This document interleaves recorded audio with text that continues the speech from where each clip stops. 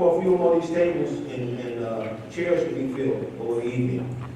I see Mr. Waters in the back. He's trying to figure out how to find where to sit. Wherever you want, you got a spot. Wherever you please, come on and join us. I have been working and have been elevated to a leadership position with our group over the past year or so. I don't know why they did it, but they did it, and I've tried to do what I can to lead in a good, honest fashion and do what's right for the group, and I hope that I'll accomplish that.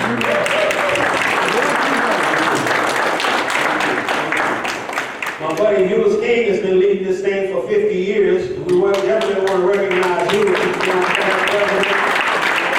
been doing a stellar job for that period of time. And is that Maryland? No, that's not Maryland. I'm waiting on him to walk through that door. You know, like I said, Hughes has been doing a fantastic job of leading our group for the last 50-some years. And I was very happy to step in and do what I can to help make this thing a reality. I've been working with family reunions of the sort. I got mother's family, father's family, wife's family. I've been doing family reunions for the last 15 to 20 years. I'm very familiar with organizing these types of things and trying to make them happen. And before then, most of you guys know I'm a musician at heart. I've been playing trumpet ever since I was in the 4th grade. And I still can make a pleasant sound with it, even though I'm not a professional musician. I can still make a pretty decent sound with it. I can play that high C and D, and you know, you can still get up there, John. You know what I'm talking about? I know you understand that, right? You too, right there. You're one of the best. Okay. Yeah. But you know, I've been very pleased and proud. There she is. Now I can sigh relief. She's here now. I'm waiting on you, Marilyn. You don't have to rush, but you can't get here too soon.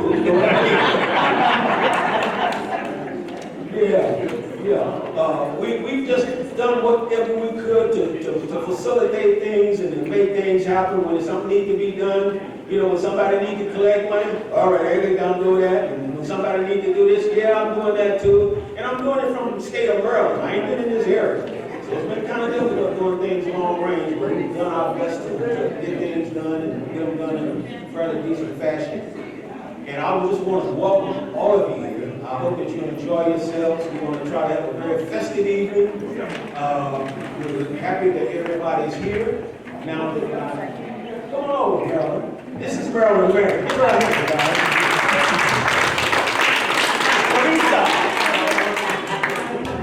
Hi. I didn't introduce myself last night, but I'm going to introduce myself today. And the first thing I want to say is how connected to history we are. I sent Portia a little clip about the race riots in 1917. The St. Louis Post-Dispatch did a 100-year update. And in the update, they identified some of the streets where the riots took place. 10th and Pickett, 10th and Trenton, and 10th and Bond. So, you think you're not connected to history? Well, we came yesterday. Last night I was while I was sitting outside, the things that everybody said. There was someone, I don't know if he's here, Judge Billy Jones' nephew, I think it was. Judge Billy Jones. I wasn't, he was just a close family friend, and we called him Uncle Billy. Okay, well, Uncle Billy used to live on 15th Cleveland. But Uncle Billy was one of the first people that filed a suit before Brown versus the Board of Education. He and Richard Young tried to integrate the parks, the movie theaters, a bunch of other stuff. So you think you're not connected to history? My cousin lives in that whole block. Then there isn't anybody or any woman that wouldn't have wanted to be Jackie Joyner Kersee. Until this year, I think somebody broke her record. She graduated from Lincoln. Most of our fathers and mothers probably graduated from Lincoln. I graduated from East Side, but I grew up on the South Side. There's a young lady that's not here. She graduated from the East Side. Her name is Patrice Wendell Claiborne. If any of you remember Rockway, her grandfather owned the Rockway. It was Mr. Shorty and Mr. Brown. Yeah, I know, I wrote that. Anyway, you think you're not connected to history? On KETV, they did an expose on East St. Louis. The people that came from Eastern Europe, Germany, different other places, but what caught my eye was Ukraine. They came into East St. Louis to work. The thing was, if you couldn't get a job in East St. Louis, you couldn't get a job in any place else. They had Obie Nestor Glass House, Monsanto, Allerton is named for Ortown, different other things. You think you're not connected to history, you'll be connected again and again and again. So my thing is, I want everybody to vote. Oh, I forgot to tell you all, my father was Roscoe Hoover, his sister was Whitebette Hoover Young. They named a highway, a school, something else. Well, actually two schools, because State Community College is now Whitebette Young. And I started working for her when I was 12 years old, and her law was in St. Louis, and would run across the street to demonstrate at the Jefferson Bank. So much for history. I'll tell you what I did. You all got phones? GPS, which I had to use today. I was a cartographer. I made maps, and I worked on GPS also. So, I'm going to turn it back over to Edgar. Tell you all I'm so happy to see you. I love you all, and I'm so grateful to Edgar and Portia for everything, and everybody else that was on the committees. Thank you. Thank you. That young lady was, if I'm not mistaken, since you were married to Alan, right? For just a short period of time? You're not connected to him. Yeah. I used to My work- ex-husband, Alan Mary, was his mentor. That's great. Alan was a good saxophonist. He ran Yogi Enterprises, Young Disciples. Some of you guys might remember Young Disciples. I was their music director after I left Lincoln. When I got out of college, my first job was at Lincoln. I took over from Mr. Elwood Buchanan. I only worked there for 2 years because I got an offer from Alan Murray at the Young Disciples. I was making $8,100 a year with a master's degree. Alan offered me $12,000, so my career kind of got short. I went for the money. You know, I don't regret having done it, but I just got to give her some props because she was able to be married to him at another time because he was out there. Okay. We're going to move on. I have the pleasure right now to introduce two of my very closest, not closest, but we've been friends a long. We started Attucks together in September 1952 at 26 in Kansas. Miss Marion Bernadette Officer and Mr. James Arthur Jones. You guys come on up here and join us. You guys give them a big round of applause.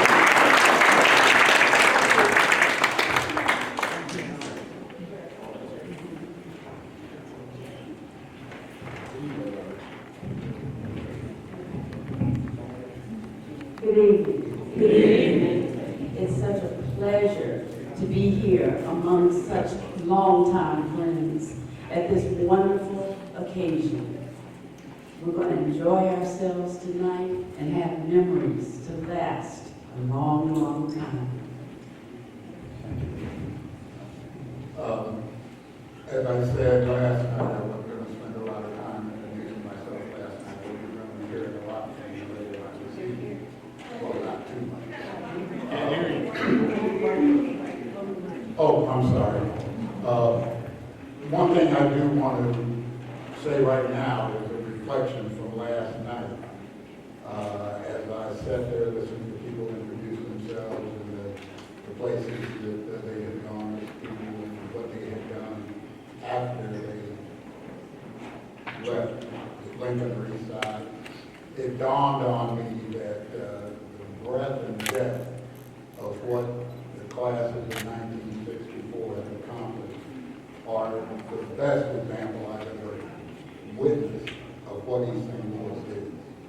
The places you've gone, the mountains you climbed and conquered in profession. Now, the thing that impressed me as I thought through it was that someone earlier mentioned Jackie Joyner Curley.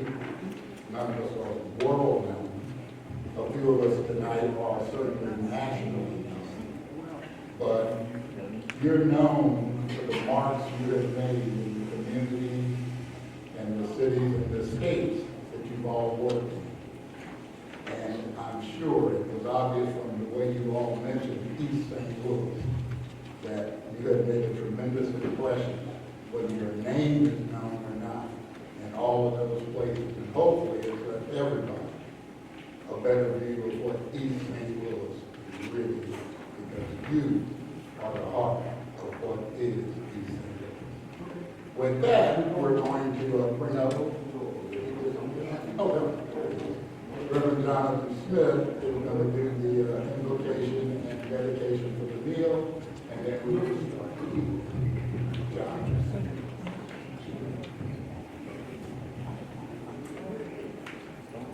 John. Oh, I'm just going to do that. Okay, come on up. Yeah, I left my program there. No, I left it at the table, that's why I forgot that. Of course, who has been very, very instrumental in creating this event. And she has a special presentation she's going to do. It's a libation. You're going to do the Jesus church. Hello, everyone. Hello, everyone. We're so happy that you all could make it. I'm elated you could make it. Edgar has been working on this, as you know, for 2 years, 2 to 3 years, meeting every quarter with our class. And it's been a journey to see all of your faces again, to reconnect, to see people that I haven't seen in years who come back and it's like, oh, I remember you. Can you hear? Okay, thanks. The pouring of libations is a ceremony that we do to honor our ancestors. And the pouring of the libations is where you take a plant and usually liquor to pour into the plant to recognize those who have come before us. What I wanted to do tonight was 2 things. One was to pour the libations, which is a very simple event. And secondly, I wanted to take about 30 seconds to a minute for you to get in touch with who your ancestors are. And we're going to do it in silence. And then I'm going to ask you to speak the names, just call out the names of people who have transitioned before us to bring back their memory.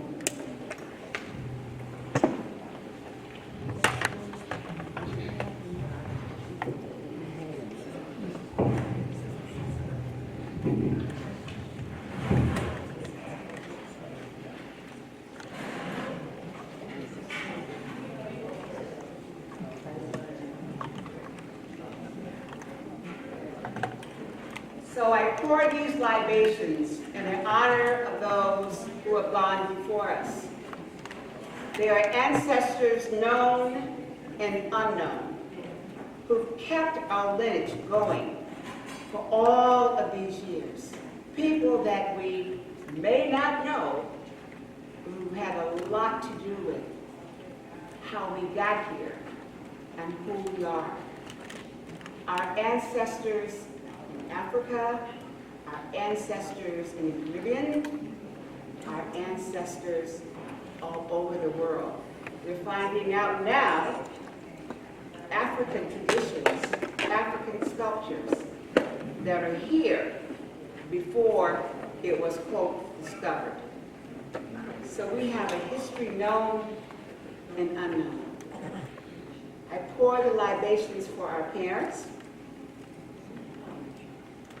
I pour the libations for those that we are related to. I pour the libations for all of those who come before us, who have paved our way. Ashe. And now, I just want you to take a second and silence your mind. It's going to be a hard thing to do. We're going to put that little puppy to sleep. And think about the ancestors who come before us that we miss. So can we take 30 seconds in silence to honor them?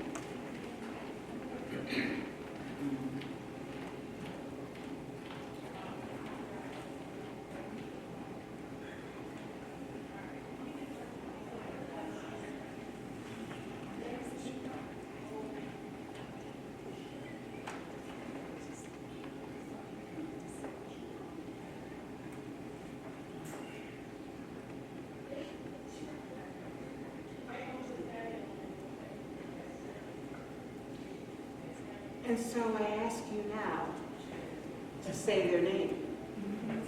When I saw the quilt in the back, my brother's name popped out. He's no longer with us. But Dwight Hunt, who are your ancestors that you want to give honor to? Say their name out loud, please.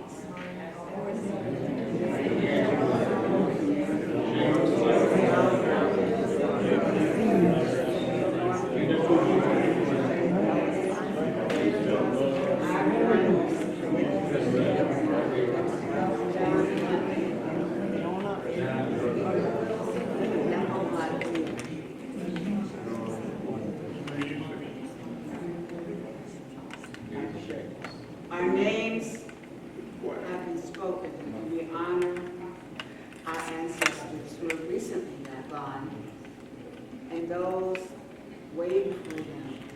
Ashe. Thank you.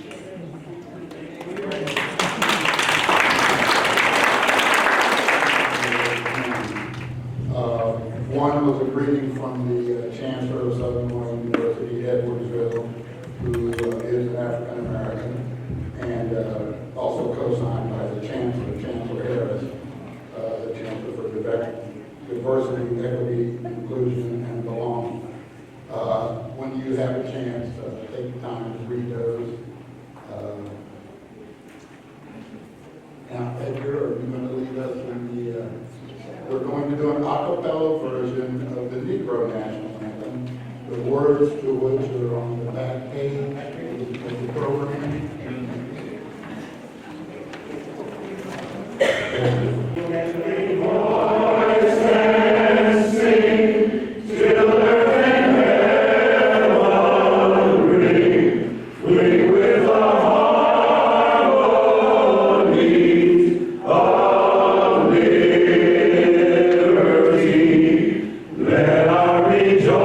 Rejoicing, rise, high as the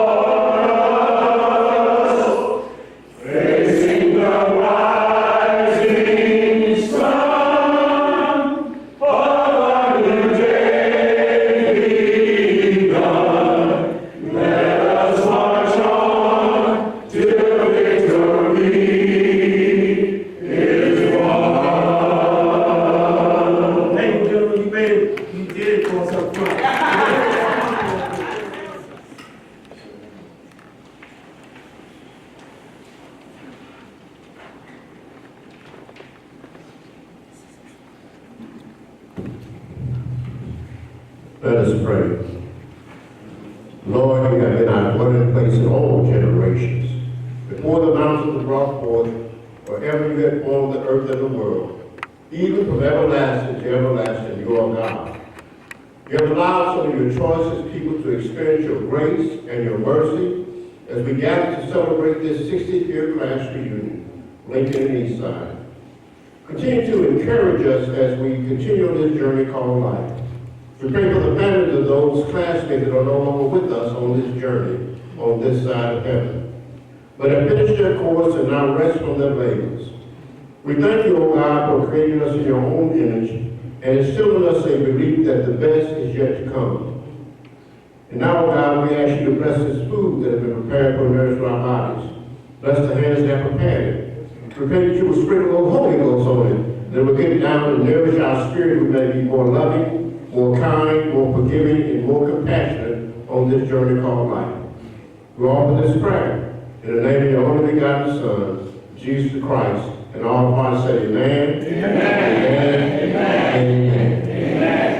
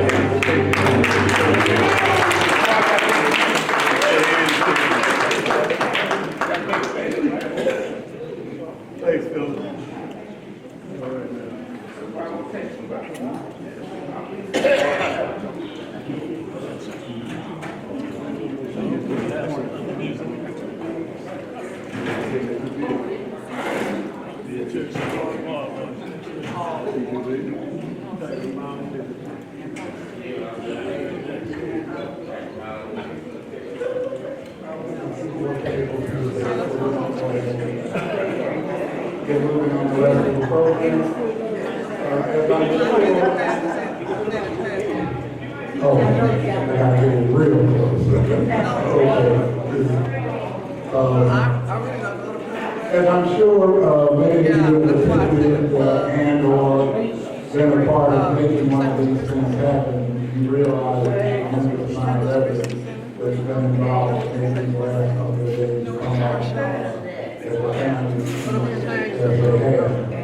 And one of the things that the 60th Reunion Committee wants to do, the title of the book is recognize past reunion committee members. And there are a few of you who are with us today. I'm going to read all the names. But if you are with us today and I read your names, please come forward. So these are committee members from past reunions. Carolyn Legs Curry, Barbara Linnell Allen, Dennis Anderson, Paul Bell, who is deceased and was a very good friend of mine, Colette O. Beverly, Sandra Burrell, Eugenia Day Brown, who is also deceased, Dale Raymond Curry, Dorothy Dodd Lloyd, who is deceased, Jimmy Gaines, Jerome Jackson, who is deceased, but I believe his wife is still on this. Oh, the Dorothy, great.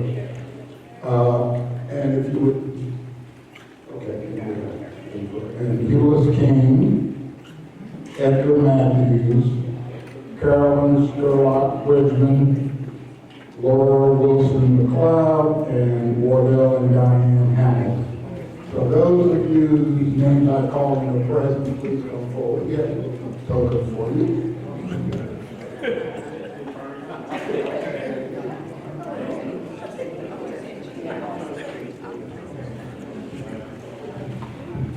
The following are the names of the 60th year reunion committees. On the steering committee, Edgar Matthews, chair. Portia Hunt, program coordinator. Carolyn S. Bridgman. Mabel Jenkins. Euless King. Marilyn M. Mary, and Donna Poe.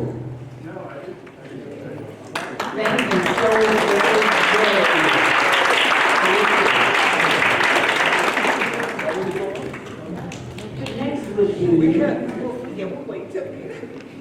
Next would be the communications and program committees. Carolyn Bridgman. Please stand where you are. I was going to say, you Miss Caroline. Okay. Shirley Aiken, Patrice Claiborne, Louise Galladay,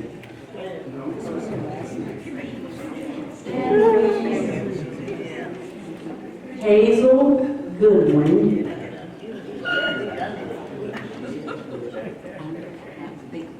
James Jimmy Jones, Laura Wilson McLeod, Ciola Terry Julian. Give them a round of applause.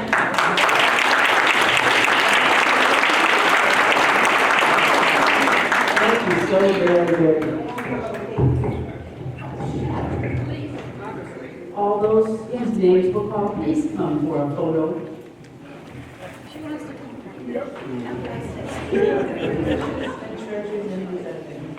The heroes and the sheroes are past members. Preachers, teachers, homemakers, accountants, realtors, and the like, nurses, judges, politicians, doctors, lawyers, and morticians, photographers, and musicians. Gone from our sight, but never from our hearts. This is our tribute to our class members who have gone on to higher heights.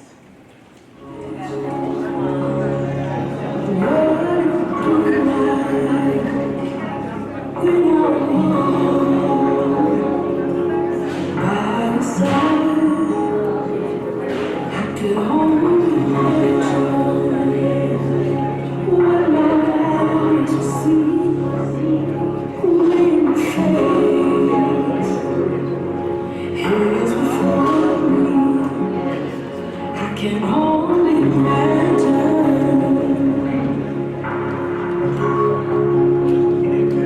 how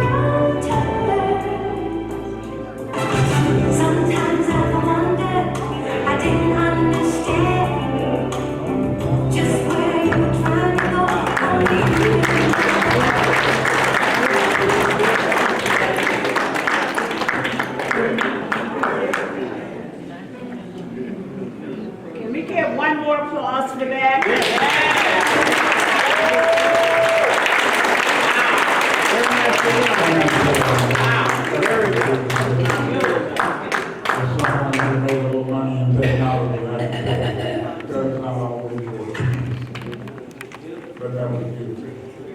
Thank you very much. Very well.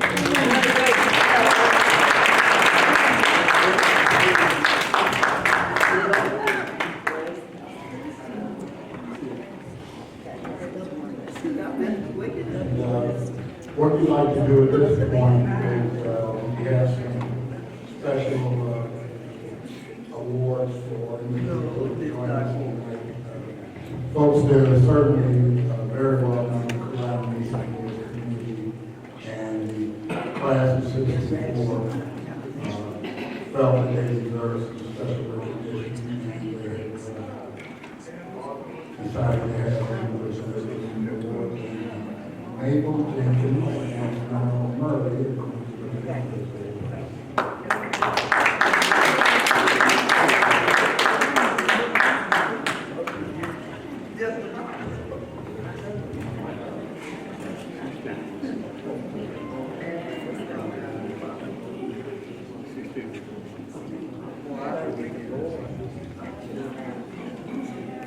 Hello, everyone. My name is Mabel Jenkins, and I was, first of all, thank Carol for this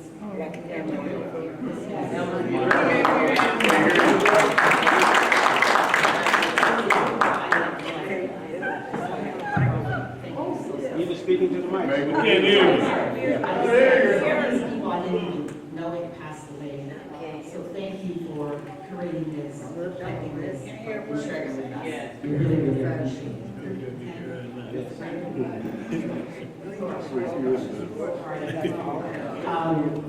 So I was reminded that I did not introduce myself last night because I was a bit late arriving. So I'm Mabel Jenkins. I'll be brief. I went to Dunbar Houston Lincoln. SIU, I was ill. I grew up at 1818 McCaslin, East St. Louis. I graduated from SIUE, moved out to California, so I worked with high-tech companies out there, and Los Angeles for about 10 years and moved to the Bay Area. But one of the opportunities I had, which was kind of fun, is I got a job with Apple, and Apple sent me to Paris, and so I've been living between Paris and the U.S. since about 1990. So that's kind of that's my story, I'm sticking to it. Right. So I have several persons here I want to recognize and present awards to. And, you know, we talked last night about having a village to help us. And people that I'm going to present tonight, and Maryland will as well from the East Side, there are people who's a part of that village, right? And the village is, some of the people are not here, but a couple are. We want to acknowledge them and say thank you because they help to nurture us, to grow us, to develop us, and to bring us where we are today. So, let me get started. The first person I'd like to recognize is Dr. Lillian Parks.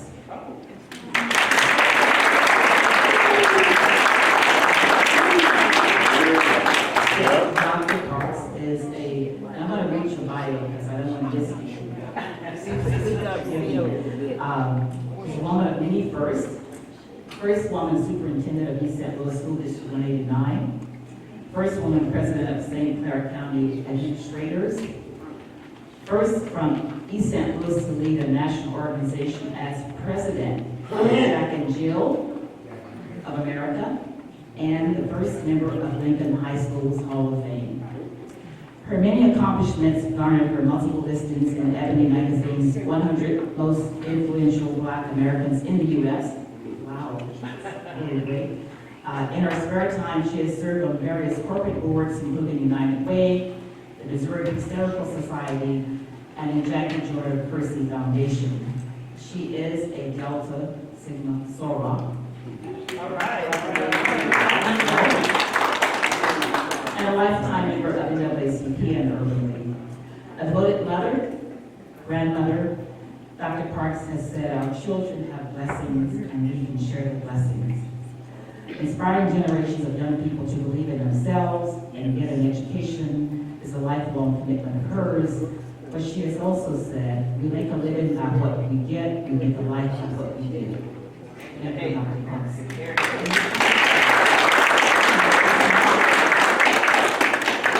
House of Miles. Oh.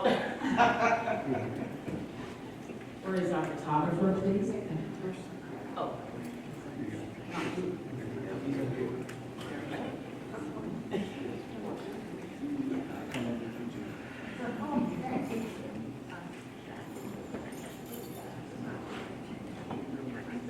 Thank you so very much. Very good. Isn't that lovely? Turn around.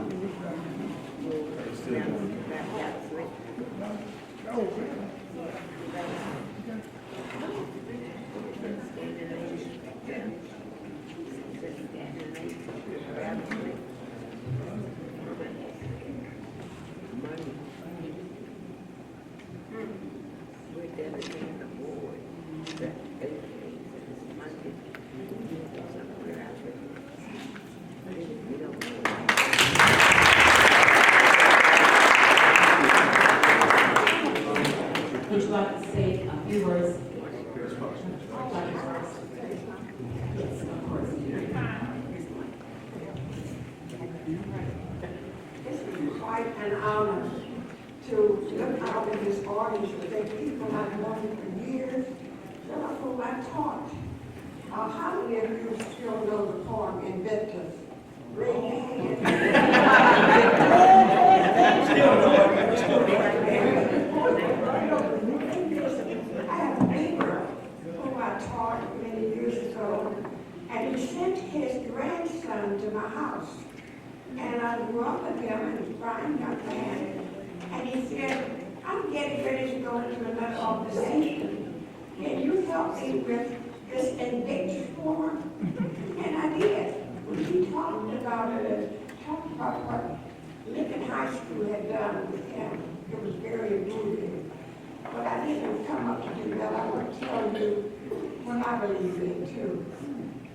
There are really four things a man must learn to do if he would make his record true: to think without confusion clearly, to act with honest motive purely, to love his fellow man sincerely, and to trust in God and heaven purely.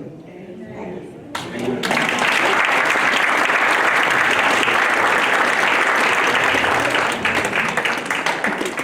Thank you. That's the message we all can take away. Thank you. Wonderful. Thank you so much. Excellent. Yes. Sorry, next awardee tonight. Excuse me. I want to say something. I was in Mrs. Park's class. Sure. And terrific, wonderful teacher. And I say she's a terrific, wonderful. Do you need a mic? I need a mic. I need a mic, y'all. Thank you. Thank you. This lady was terrific. Put it up to your mouth. Beautiful inside and Turn it on. out. If anybody can learn anything in her class, it is that person's fault. She taught us how to write a thesis. I said, write a what? I never will forget it. But she always sat on the end of her desk. And I used to look at her and I said, boy, she is beautiful. Look at those legs. Sitting there. And Jerome Jackson and I, she always often had us to, where's the word I'm looking for? Be over these different committees that she would have inside of our class.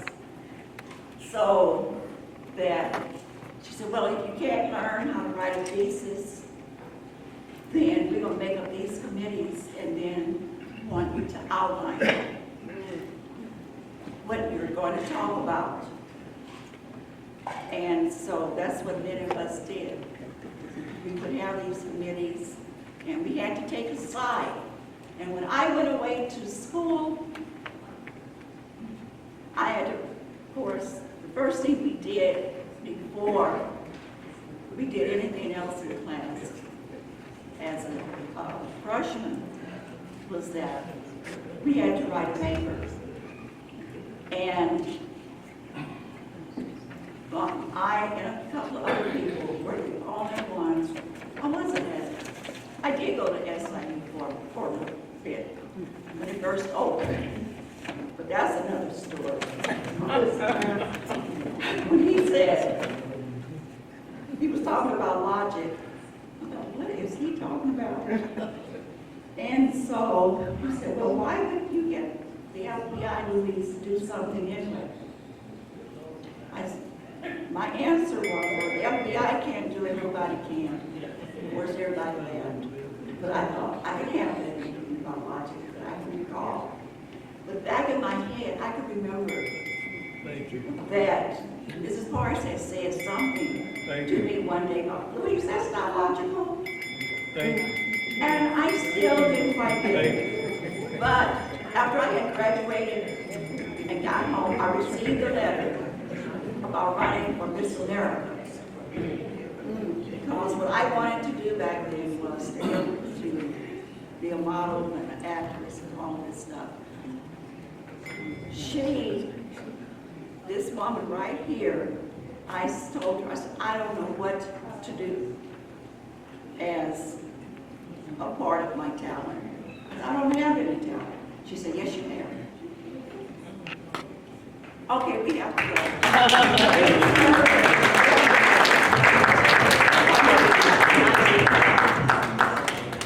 We appreciate that, Louise. Thank you. Thank you, Louise, everything. Thank you for a beautiful life. And that's a wonderful story about you never know how much you inspire them. Thank you, Louise. Thank you very much. Thank you. Our next awardee for tonight is Dr. Eugene Redmond.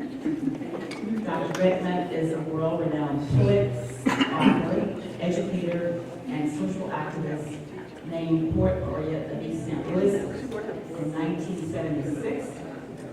Proud Lincoln High grad alum, he graduated from SIU and Washington University before working as a teacher, counselor at SIU East St. Louis for his mentor, Dr. Ed Klosky. After serving as special assistant to the superintendent for cultural and language arts for East St. Louis since 189, he taught at Oberlin College, California State University, and Wayne State University. He then joined the faculty of SIU Edwardsville, where he is the Emeritus Professor of English. Eugene Redmond's prestigious published works include poetry collections, contributions to journals and anthologies, and his survey and analysis of 200 years of African American poetry, Drum Voices, the Mission of Afro-American Poetry, a Critical History. He has also edited works of Henry Dumas, a college teacher who was shot in a New York subway. Redmond is founding editor of the Drum Voices Review Journal, founder of the Eugene D. Redmond Writers Club, co-founder of East St. Louis Monitor. He's been awarded a National Endowment for the Arts Creative Fellowship, a Lifetime Achievement Award from Pan-African Monument Movement, or the USA, and an American Vocal Award. He's a proud father of two, and is quoted as saying, wherever I go, East St. Louis is always a part of me. And excavation, reclamation, and reconstruction of Black heritage has been his most enduring preoccupation.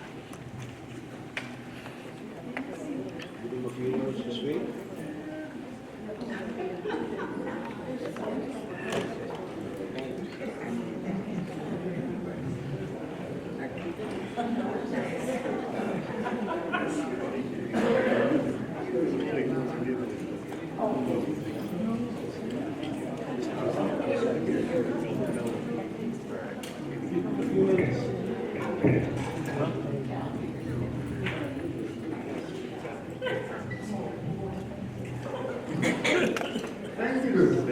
Thank you. And congratulations. The classes of 64. Those at home have gone through the fire.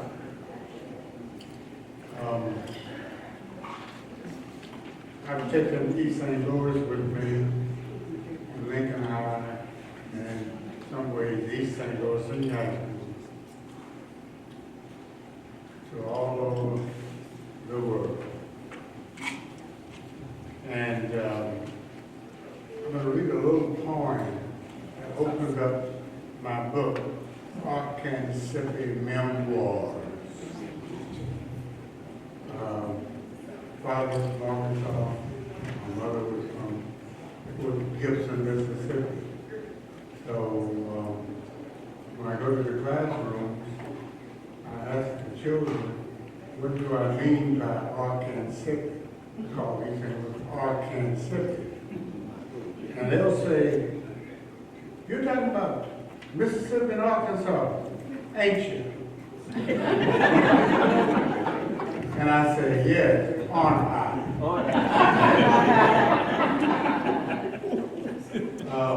This poem is called Black Fest.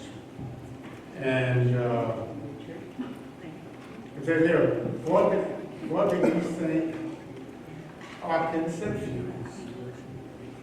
And some of you will be able to identify with this, my background, coming up in the South End, Rush City in the South End of East St. Louis, in the 30s, 40s, and 50s.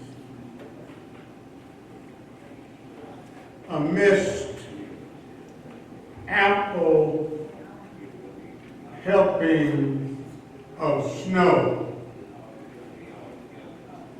we break wood and lumps of coal,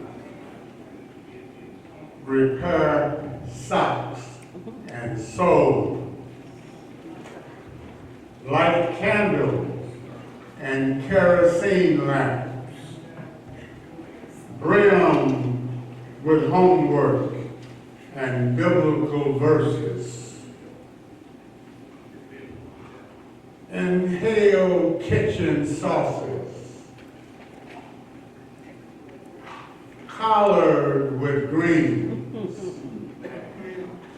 until African night fire dancing, cackle, dancing, cackle, dancing, cackle, and our neon bodies are Kwanzaa Christmas trees, brushing against the walls of the dark. Now, children of the world, come, congregate, dance with us, shed sweat with us, and swirl, swirl, swirl. Thank you so much.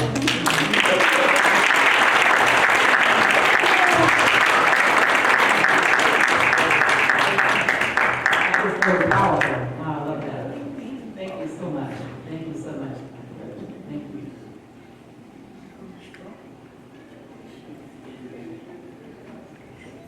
Okay, now I have just one last person I'd like to present an award to tonight. And I'm told by my fellow cohorts that it's a surprise. Is that correct? The next person I'd like to present an award to is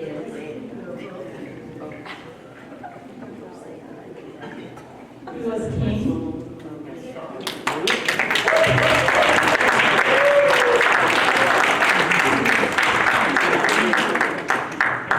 U.S. King is a June 64 graduate of Lincoln High School. He is an engineering marvel. Before retiring, he was the director of GOPLM and Global Community Relations at Siemens PLM Software, one of the world's largest technology companies, where he managed a $4 billion, that's $8 billion program, Superior. The program was designed to nurture partnerships for academic improvement, youth development, and engineering education. And Lewis King was its driving force. In fact, he has positively impacted thousands of African American students. One of the students, Charles Bass, has been quoted as naming King instrumental in his career, but called King one of the angels he met along his way.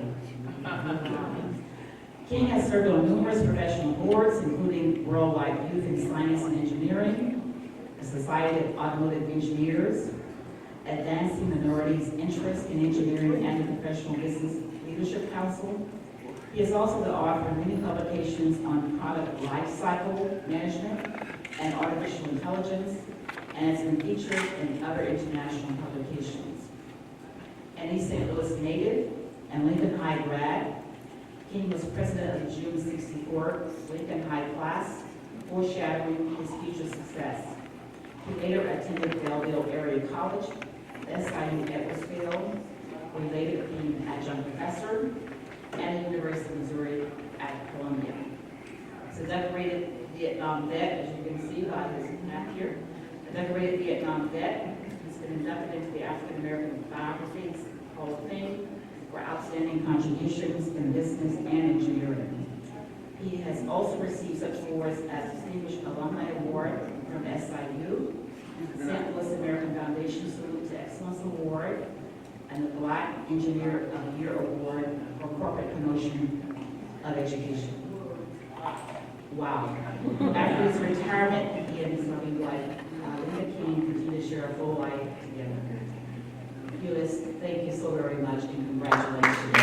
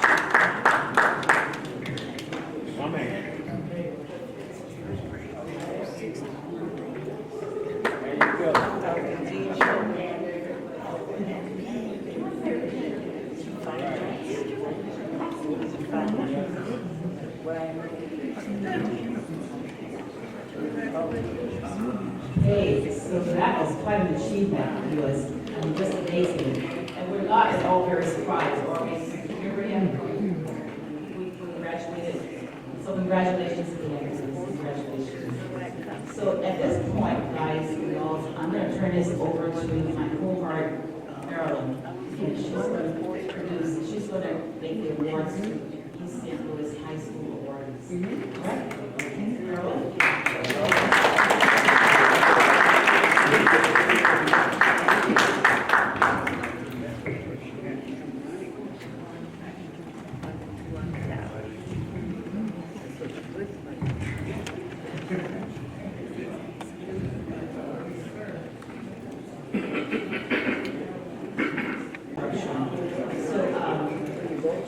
Marilyn is asking to present the East St. Louis awardees. So again, I'm going to try to do this as much grace as possible.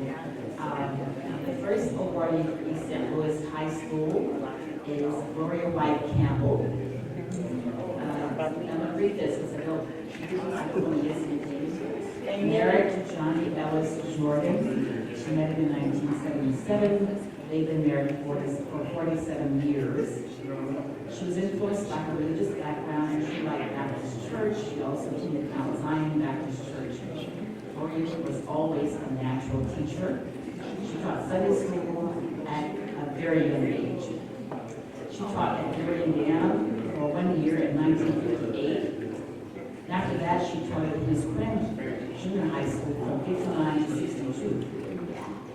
She taught general science. She then went to Lincoln High School from 62 to 65. She taught biology. In 65 to 68, she was sent to East St. Louis High School as the first black counselor. She faced overt racism from colleagues, secretaries, and teachers at Eastside. One white colleague called her black girl to mock her name, Gloria White. She set him straight up. The teachers at Eastside were not treating black students right. She witnessed some registrars marking down grades of black students from A to B because they came from black schools. This angered her, so she witnessed this on many occasions. This resulted in the school being investigated out of state. The school got non-threats and challenges from black power groups. There was pressure on the school to address the racism, so she left East St. Louis for a period of time. Upon returning to East St. Louis in 1976 from Bayshore, Long Island, she became elementary school counselor. She was hired by Dr. Catherine Mason, the Director of Student Services for the Elementary School Title I program. She became the school counselor for A.M. Jackson Elementary and Longfellow Elementary Schools.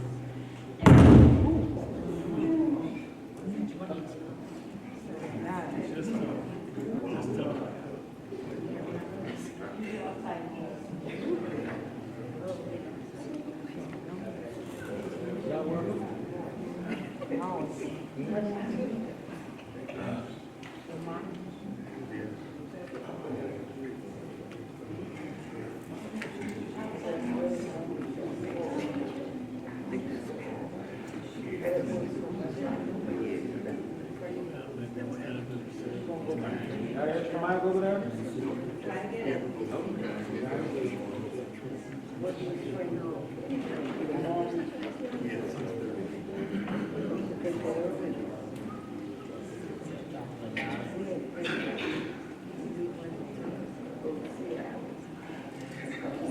I just keep on? Yes. Can you guys hear me well enough? I don't speak very loud, but I'll try.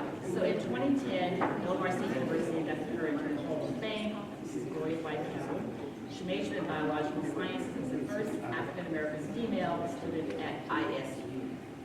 Although she thought about becoming a medical doctor, teaching hooked her, and that's where she stayed. Little did she know that she was working with young minds that would be her lifetime passion. We recognize her for her excellence in teaching science and as one of the first elementary school counselors in the 1970s. Gloria White Campbell, please come forward.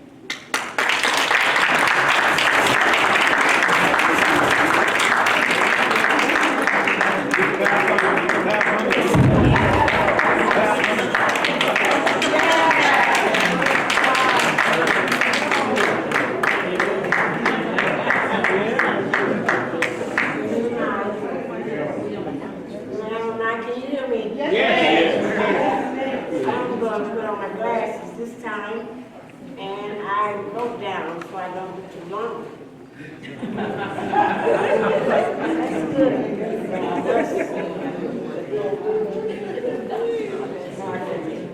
And I must have my reading. Let me tell you about myself. You might have heard it already. I was in the field of education 33 years.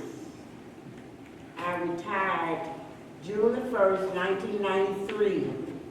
The state of Illinois offered a special program where you could buy up to 5 years.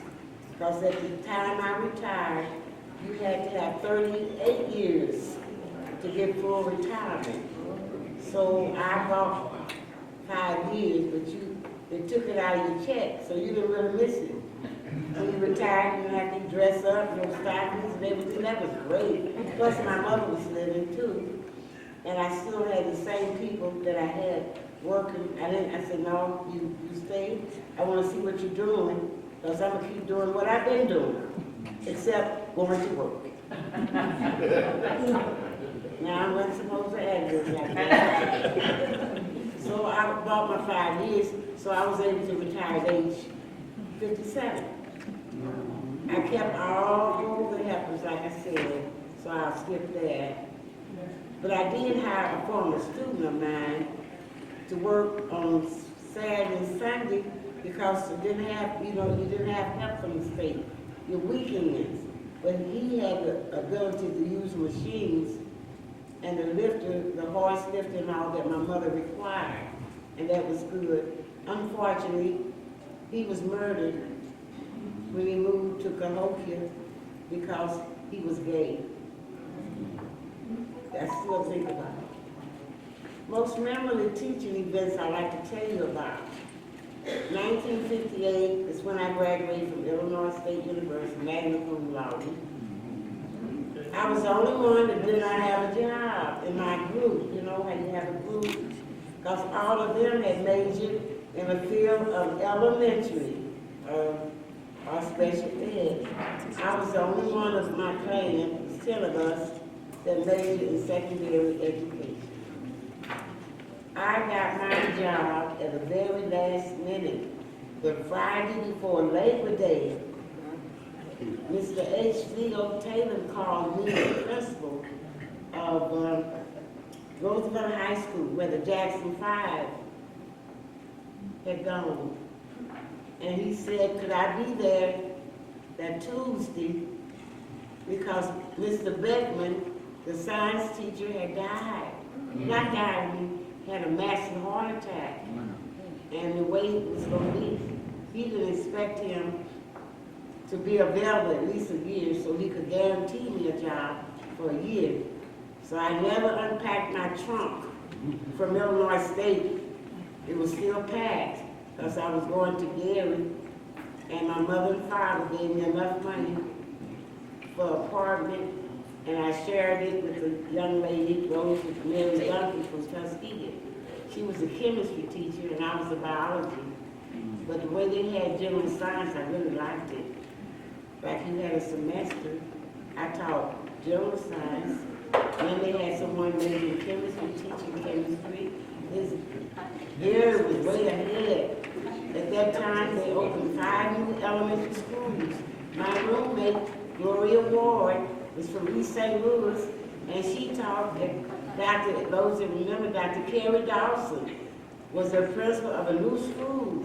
Gary opened 5 new schools in 1958. Elementary, remember? Yeah. When I was in secondary. Since I wrote that, I remember it by heart more or less.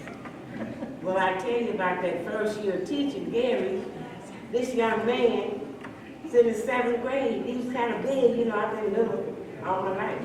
And he threatened me because I had to turn him over. You could not do it in corporal punishment, not like that. He wasn't too nice, so I turned him and slipped district to the assistant principal, Mr. Anderson, my neighbor. Like I said, H.C.O. Taylor was the principal. He was a little man, he wasn't too much taller than me. But he moved with a iron hand. He said, when you kids leave that, when your students leave, you go with them. When they come in, you greet them. And you better be on time and greet them. I learned so much. That man was a Phi Beta Kappa, had taught Mr. Charles Richard Robinson, who became he was a math assistant at University of Illinois and taught our first black superintendent, Charles Richard Robinson. He ruled with an iron fist. When he walked the house, it was like Hitler. He walked like a soldier. It was a great experience. And the only reason it was great for me to be there, because at that time, the fiance of mine was at Purdue, because his course took a year longer. And Richard Brooks was that at Purdue, as a teacher. No, I don't know what he is. Football, I don't know. But anyway, Richard Brooks was at Purdue, and the other person was the other black. But I tell you, Gary, Indiana was booming. I really love Gary. I mean, they paid you every 2 weeks. 1 week I go look and see what I was going to buy. And I had my little boyfriend, he'd take my packages and pick up so I didn't have to carry it. It was so lovely. Now you go back to Gary, it reminds you so much of East St. Louis. Broadway, there's no Broadway anymore. It extends to an area and it's not called Gary. I forget what it's called. Everything has moved out to the little malls. But I enjoyed that first year because East St. Louis did not have no ordinance for my field. And a politician told me in East St. Louis that he would get me a job, but it would be in grade school. I said, if I want to be a grade school teacher, I want to major in elementary. So I waited, and God has taken care of Gloria. I got a job.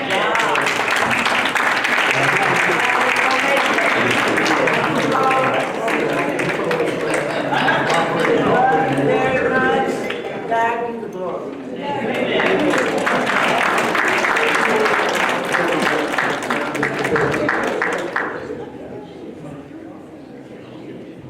You want to hold your word? Well, let me take it out of the box. Okay. So you can see it. Otherwise, oh, it's beautiful. Yes, thank you. Thank you. You all are so classy. The class of 64, thank you. Thank you. You all are classy.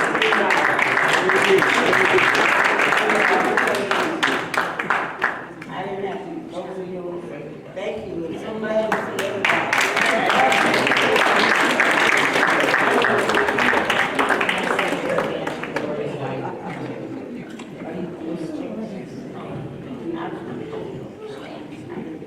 I think our last report is,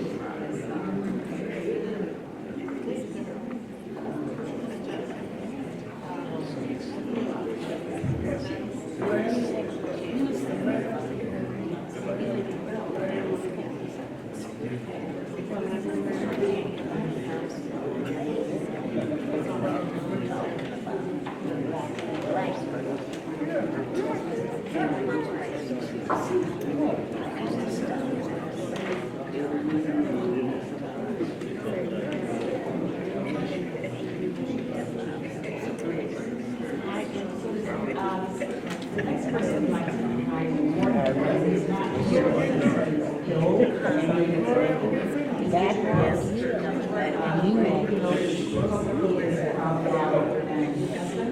He is married to Brenda Brooks. They've been married for 64 years. They have had 2 children. Their one daughter passed away at age 27. And one son, of course, lives in New York City. Brooks went to Hughes Quinn Junior High and East Side High School. He graduated from East Side in 1956 as an All-American high school football player. He was not recognized as an All-American player for his team, nor East Side, because of his race. Nonetheless, he received a football scholarship and attended Purdue University in Lafayette, Indiana, for his undergraduate degree. Around 1960, he was recruited by the Green Bay Packers for a short period. Then he was recruited to play football in Montreal. It was there that he met and married his wife. After his stint in professional football, he returned to East St. Louis High School as a teacher and assistant coach in football and baseball until 1970. He also taught biology and world history. He left teaching to become the director of personnel for the city of East St. Louis between 70 and 77. Between 77 and 86, he returned to Lincoln as an assistant principal. And from 86 to 94, he was the principal of Miles Davis Elementary School until he retired in 1994. So we'd like to recognize him tonight, even though he's not here. So can we give him a round of applause?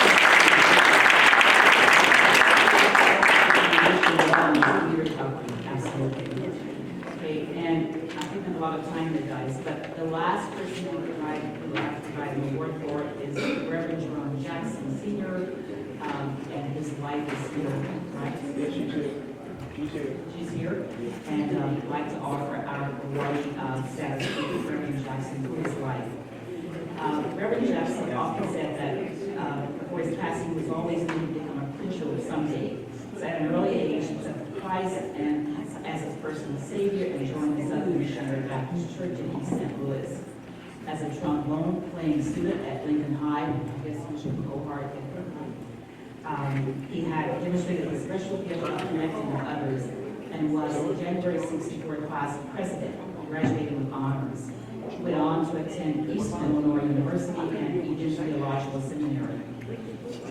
Known for his integrity and honesty, Reverend Jackson was a devoted pastor to the East St. Louis community. After serving at Mount Nebo Missionary Baptist Church in Madison, Illinois, he left the pastor at Southern Missionary Baptist Church. Being pastor in the pulpit, Reverend Jackson acted as the moderator for the New Salem Baptist Association, vice president of the Baptist General State Convention in Illinois. He was also a certified instructor of Christian education. Blissfully related to Marcia Jackson for many years, father and grandfather, Reverend Jackson was often quoted as saying, "It doesn't matter who you are or you've been or what you've done, God loves you." There's a wonder. The street in East St. Louis has been named in his honor. North 28th Street is now passing through Jackson's Park.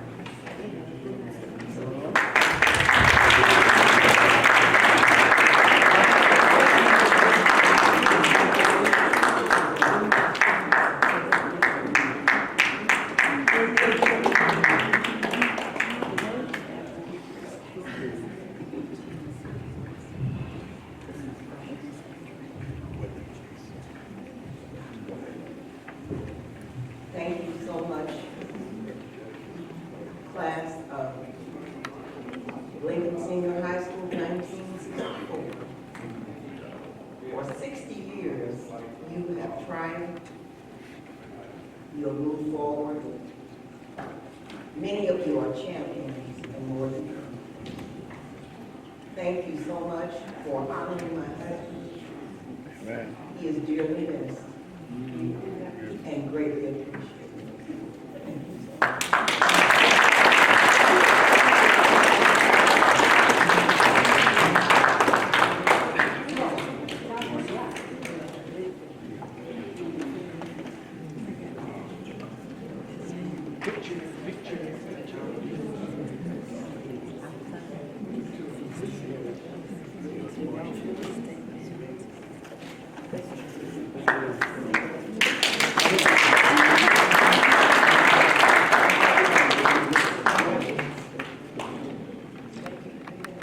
Congratulations again to Reverend Jackson. So that is it, I think, for the award. Yes, it is. Excellent. So I'm going to turn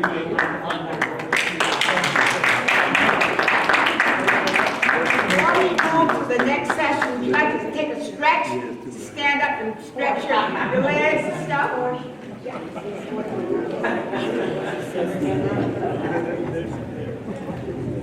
I want to thank you. I have a confession. I heard Gloria last night talking about how she was getting ready to have surgery. And the mass that they thought was there was gone. So I didn't think I could get through 5% because her family and my family have been so close, and tonight she brought her brother Johnny. And I was always, "Johnny, can you help out there? I need some money." Whatever I said, between him and Silas, not Silas, Mr. Purtle, his best buddy, they would always help me. So, I want to thank you, Mabel, for doing such a great job. I love you all. Portia, this is for you. Thank you for including Eastside.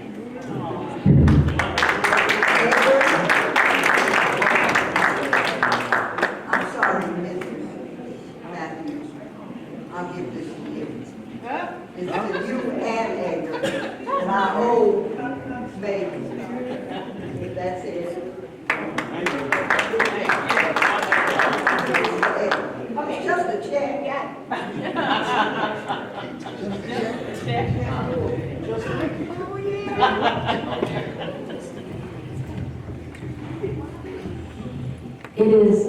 honor and privilege to introduce my classmate, the Honorable Judge Milton Horton.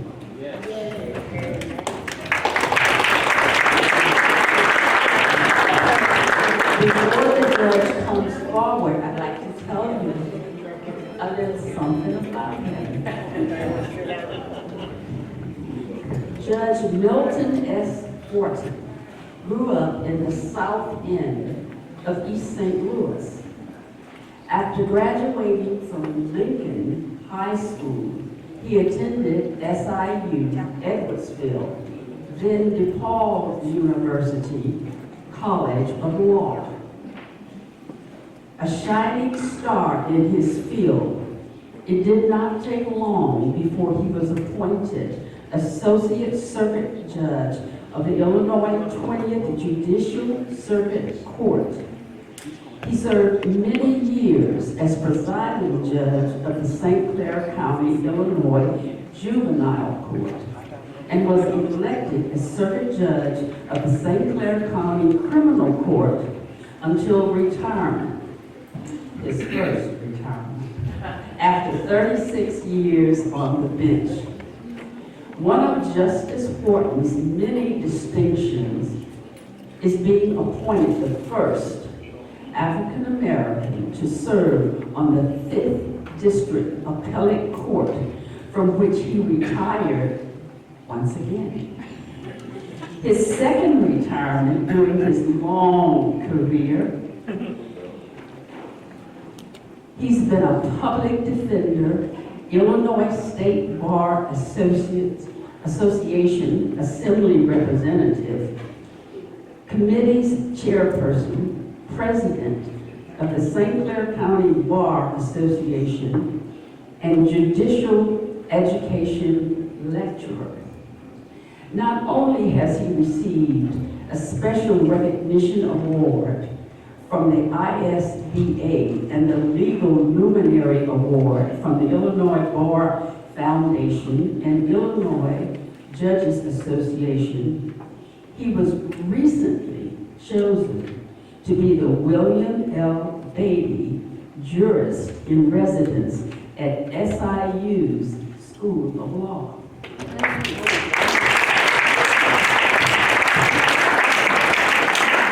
His record of civic and community engagement is unparalleled. He's a founder of CASA, a program at SIU to protect abused and neglected children's rights. He received accolades for his efforts from the Boy Scouts of America, the NAACP, the National Black Catholic Conference, and from Pope, now Saint John Paul II.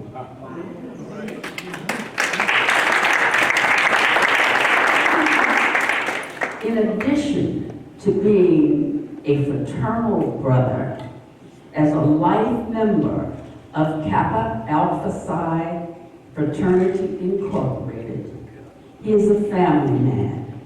The proud father and grandfather is happily married to Patricia Wharton, a retired lawyer of note in her own right. I present to you the Honorable Judge Milton S.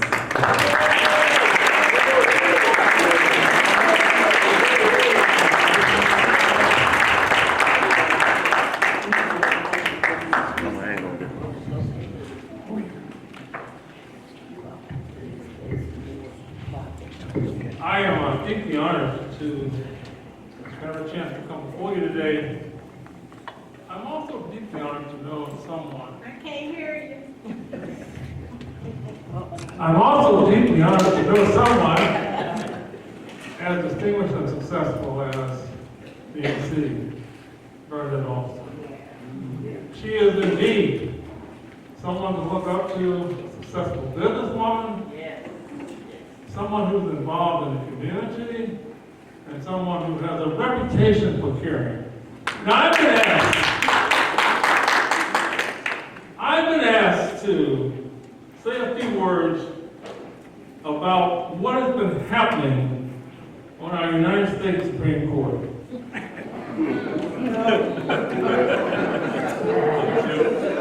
And now, this was not a unanimous request because some people felt that such a subject might be a damper on our otherwise festive activities. But in any event, I think that we all are concerned about some of the things that we see happening. That's right. It seems that this court is determined to destroy 70 years of progress that we've made, particularly in the area of civil rights. Yes. Justice Clarence Thomas, even recently, decided to go back and pick a fight with Brown versus the Board of Education, which abolished separate but equal. That's right. When we look at how they have gutted the 1965 Voting Rights Act, which was one of the most significant civil rights victories that we ever attained, some may forget that before this, there were counties in the South with majority black populations and not a single white voter. They have basically given the green light to discriminatory voting practices, like requiring voter IDs, and then destroying the opportunity for people to get the IDs. They have retreated from affirmative action. At the same time, left legacy admissions, where rich people whose parents have gone to college get a preferential treatment, that's intact. They struck down Roe versus Wade, which is really about the access to health care for poor women, because rich women always have and always will have that same opportunity, whether it's an abortion or whatever. They've approved dark money contributions, which made it possible for donors to secretly make political contributions and hide their hand. Issued decisions that are favorable to the riders who try to take over our nation. Given Donald Trump immunity. I mean, you know, one of the things that we established this country for, supposedly, was to guarantee that there was no king, that everyone was subject to the law and no one was above the law. Not only that, right now we are sitting here worried about what we've seen of Project 2025. Things like abolishing the Department of Education, doing away with diversity, immunity, doing away with the Department of Health and Education, prohibiting the teaching of critical race theory. I have an easy way for you to look at this, and you all are intelligent people. If you want more information, it's available online. In a nutshell, you can blame all of this, or most of this, on a gentleman few people have ever heard of, and his name is Leo Leonard. Leo Leonard was the chief advisor to Donald Trump on judicial appointments. He's the executive vice president of an organization called the Federalist Society. He has been called the most powerful man in America. He's responsible for 5 justices of the Supreme Court being appointed. He's also responsible for President Obama's nominee not having a chance to appear before Congress. 5 of the justices that are now sitting, 5 of the 9 justices, are either current or former members of the Federalist Society, of which Mr. Leonard is. What the Federalist Society has become is a pipeline for judges. And he has been given basically carte blanche to recommend judges. about this. There are 197 accredited law schools in the United States. But seven of your 9 Supreme Court justices come from Harvard and Yale. Think about that. 197 law schools where you possibly get justices, but 7 of the 9 justices come from either Harvard or Yale. Harvard and Yale were the schools where the Federalist Society was formed. And his idea, Mr. Leonard, was to start watching judges early, or potential judges, to get them clerkships, to make sure that their beliefs and attitudes are in line with his conservative viewpoint. And their viewpoint is one of original intent. When they start talking about original intent, what they're saying is, we believe that the exact words of the Constitution and the people who wrote it are how it should be interpreted. And we've seen the Second Amendment. Okay, when they passed the Second Amendment talking about the right to bear arms, you had what? A rifle or a musket or a single shot. You didn't have a situation where now one shooter has the possibility of coming in here and killing everybody in this room without reloading. But they would say the original intent was, to include this. That makes absolutely no sense. Also, if we look further at original intent, we see that it's the antithesis of what Dr. King talked about. Dr. King talked about the debt that was owed to us, the living document, and the promise of the Constitution. And what they're saying is basically, we're going to go back. We're going to go back and look at what was intended by the framers of the Constitution. And if you want to see what was intended by those people who sat down to write both the Declaration of Independence and the Constitution, you need look no further than the Dred Scott case. In Dred Scott, Justice Roger Taney talked about the intent of the framers of the Constitution. He said many of them were slave owners, and the Constitution included provisions like the 3/5 of a person and taxes on the import of slaves, which indicated that they had no intent of Africans ever being a part of what we call the citizens of the United States. He went on to say that blacks could be enslaved for their own good, and that no African had any rights, whether he be slave or free, that a white man was bound to respect.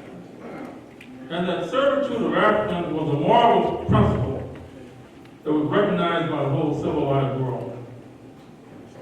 Now, of course, this stands in stark difference and conflict with the 13th Amendment, which recognized the end of slavery, the 14th Amendment, which gave us citizenship, and the 15th Amendment, which gave black males the right to vote.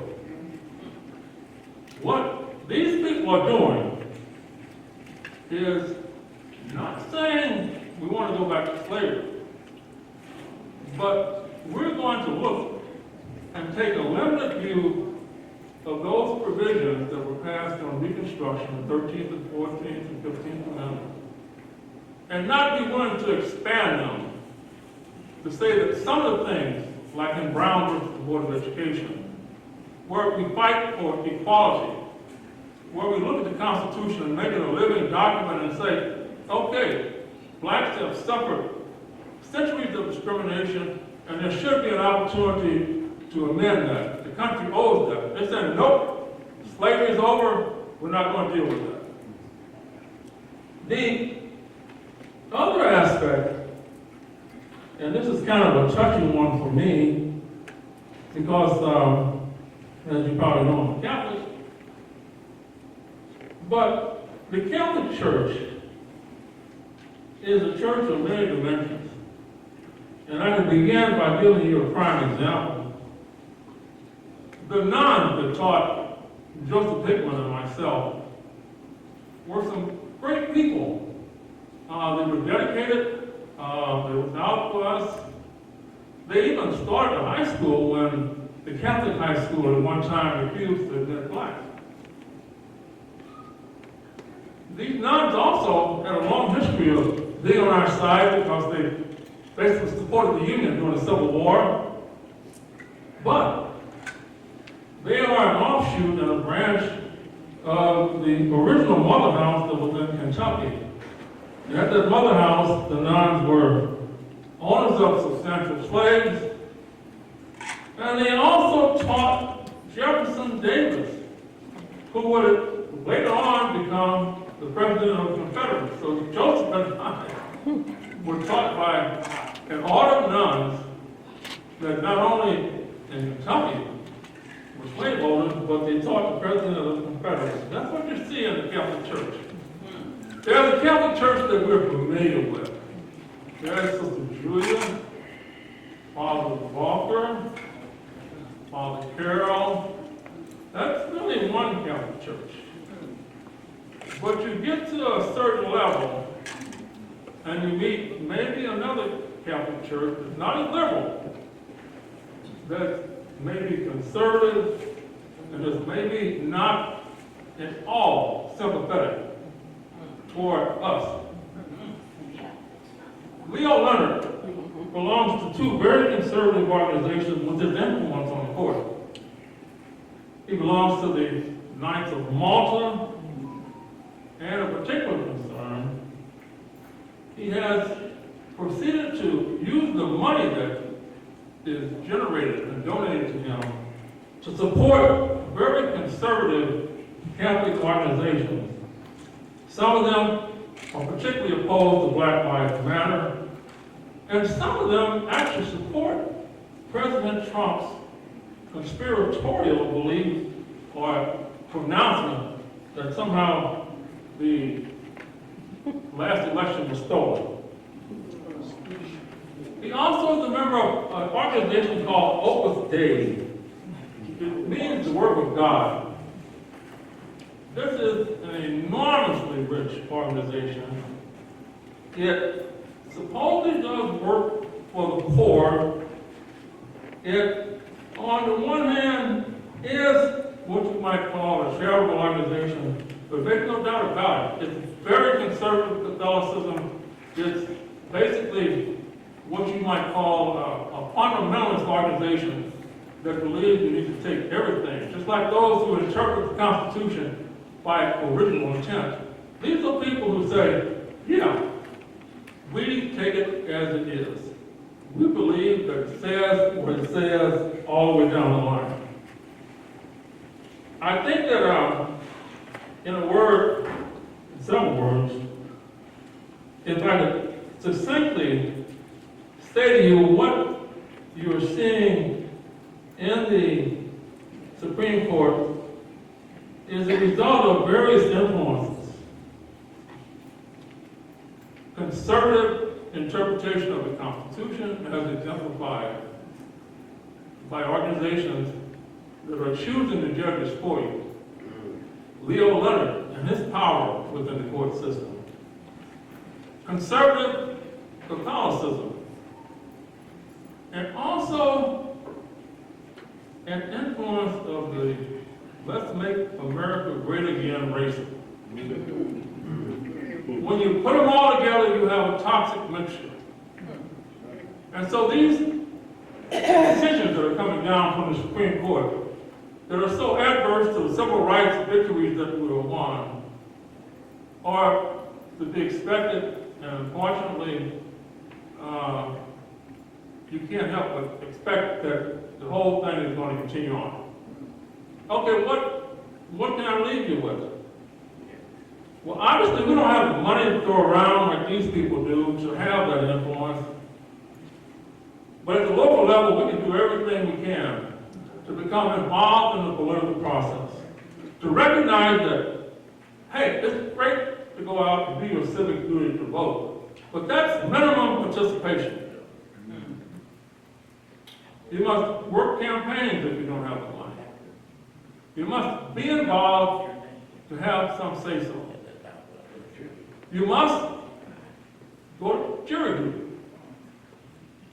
Judges all over the state complain about how hard it is to get black jurors. Many of us just don't want to serve, but we want to cry about injustice and some of the things we see happening within the court system. You need to be there. You need to participate. You need to make that difference by being a participant in the system.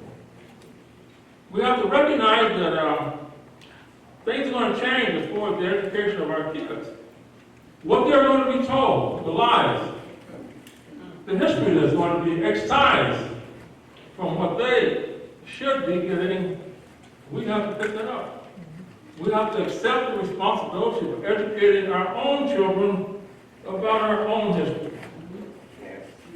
Now, if I can leave you with anything that's positive, it would be the fact that these conservative people within the Catholic Church don't necessarily rule the rank and file Catholics.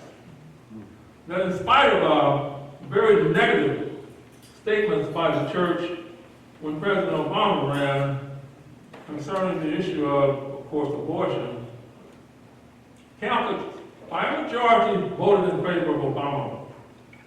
All indications from polls indicate that in spite of these hardheads who want to have a very conservative church,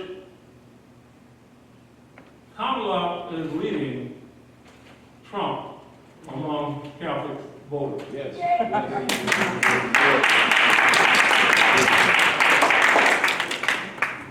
So the situation doesn't sound good, but at least it's not hopeless. But the big thing to recognize is one of our liberal judges, Justice Sotomayor, has type 2 diabetes, and her health is not the best. And there's a fear that there may be another vacancy on the Supreme Court. It'd be horrible if Donald Trump got a chance to appoint 4 justices to the Supreme Court. And I can't think of the worst thing that could happen to the aspect of civil rights and our progress in this country. So thank you very much for giving me an opportunity to talk.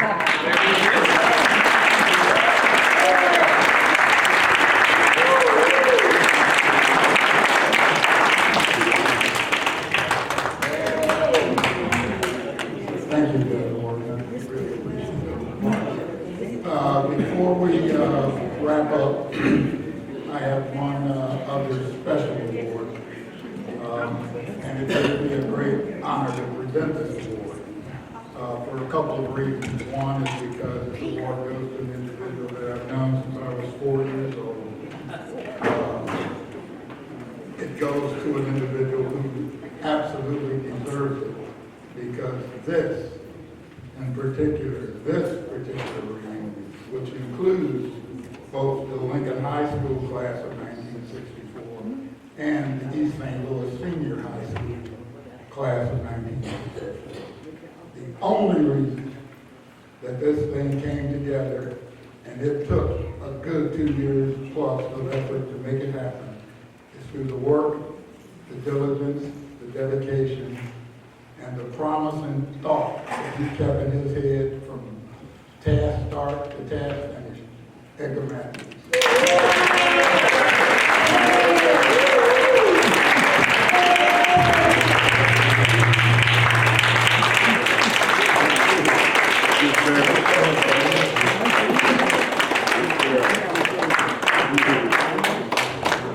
With that, I will turn the mic over to Edgar and Portia Hunt, who, along with Edgar, were the mainstay in bringing this reunion together. And everyone on the stage, I especially want to thank the Lincoln High School class of 64 for inviting and allowing the East St. Louis Senior High School class of 64 to actively participate.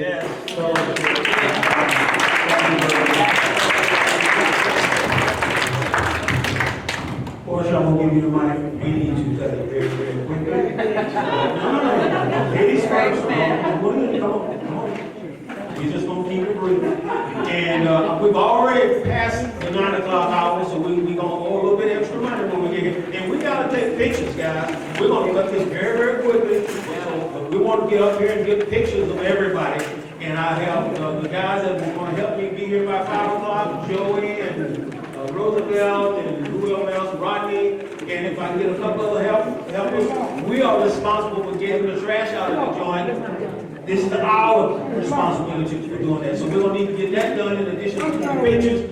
And we're supposed to sing our alma mater, remember? Anybody here from East Side know the alma mater want to lead it? I can lead the Lincoln one. Give me anybody? Lead the Lincoln, I'll lead the. Okay. And thank you. It's been real. I am very honored that so many of you showed up and gave us your support. And I want to say from the bottom of my heart, thank you. And the great committee that worked with us did an outstanding job. Thank you again.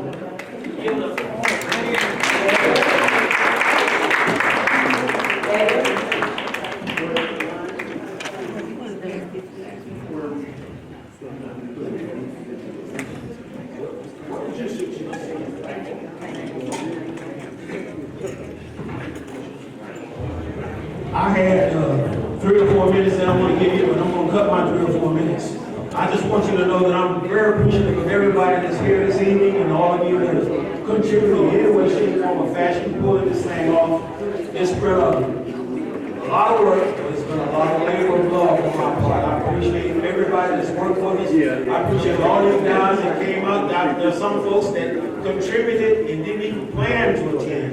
We really respect and appreciate their honor and the monies that they gave us also.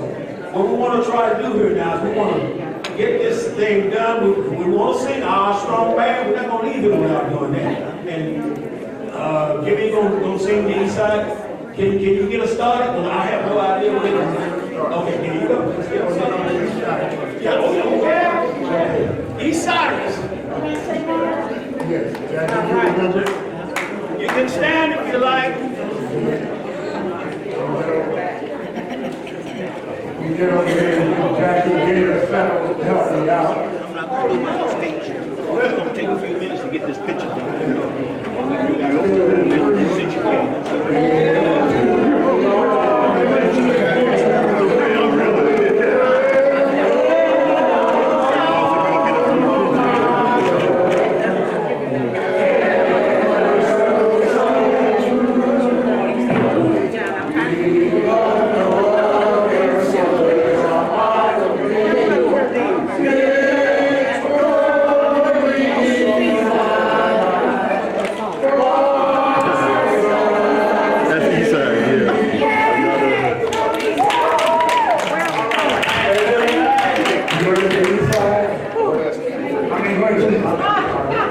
Norman Jones, how are you, sweetheart? I'm Dorothy Anderson.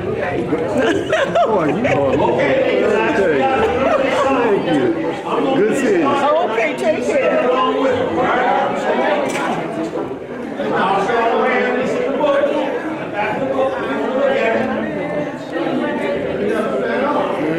Stand up, guys. Stand up. Thank you.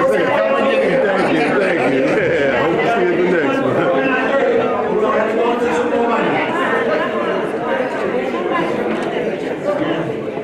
Oh, another thing, guys, while we're doing this, those of you that have a wish to do it, we're going to worship with Macedonia Baptist Church tomorrow starting at 10:30 a.m. It's at 1400 East Broadway, right down.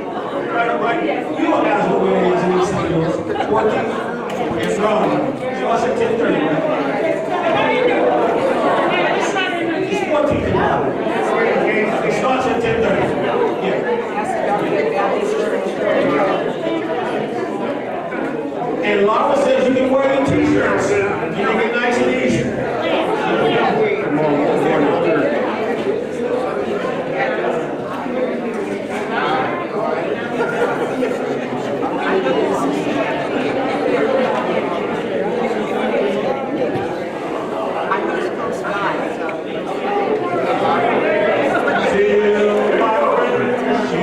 Time to go. shall never be broken. For the kingdom high, oh, surpassing well unspoken.